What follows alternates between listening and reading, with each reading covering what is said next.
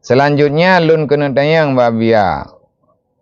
Lun sendirilah kau daripada sabuh keluarga yang lun pimpin keluarga. Cuma di lun kena tayang babia, lun kerja di luar kota. Teman lun yubuh fitrah ngan keluarga Bandung awak ineng mana min. Lun wakilah untuk ya buh fitrah tiat. Pakai banyan, jeut. Berarti wakilah. Ji yang sah wakilah baru orang balik. Dia wakilah banami yang jeut. So yang jeut terima wakilah. Orang yang balik yang sejahtera pikiran. Ahli katnya yang terima. Wakilah. Tak pegah bak mak nami ai mak ayo long hana truk long wow. Untuk lo ya jo fitrah hana truk long wow. Nyampat berah naik remoh ataupun nyampat peng tayak blow berah.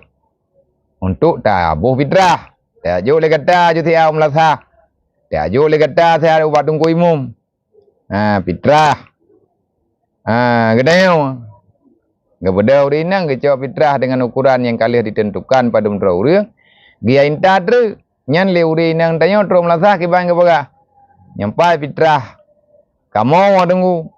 Amanah nyampai fitrah amanah daripada ayah anak min ukuran sekian orang yang wajib di atas tanggungan ganyan gayo ya jo balung ataupun tayang batang ku imum imlasa hanan tengah pegah menteri lagi tak pegahnya nyo tungku ilung ya anak min anak se gua anak tro gua teman fitrah dia intai balung kiban cara ku kun ngatha mam yang kata tayang batang ku kang ka tengah pegah beta peji, beta pegang nyampai fitrah yang Tuhan wajib pada tubuh lung.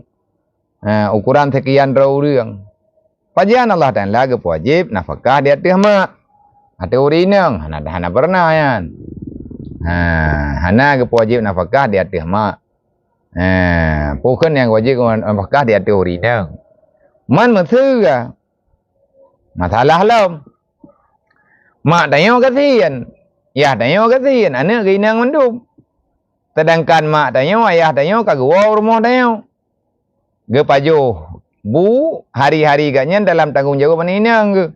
Nyan pergi. Karena katanggung nafkah. Kagak tanggung nafkah muden. Leurinang. Ane inang ganyan ka posisi pada tulang punggung. Monya ane inang yan, monya ane inang ganyan. Nalagoi. Gaknya yang tanggung jawab. Nyan pada posisi urun tanggung nafkah. Tabak anak kaya. Tapi menyana lah kau anaknya. Nya hanya berang-berang kau ti tu poe aja. Hai anak kedayau melintir kedayau anak kedayau masih selama matang saja yang kedayau. Tapi menyata kedi. Yang tanggung nafkah dayau lihat kau anak tu. Ada draw ji. Hanaru hata anak dayau. Kibanyan. Nah sama anak kandung melintir. Han sama han. Tapi rat mahram sama. Rat han gadoh itu mayang tu.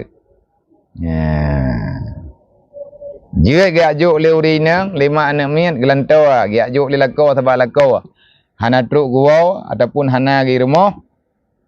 Ataupun lako hana di tempat. Menyedekadi bid hana di tempat jut insyaallah kewakilah ma anak min ataupun kan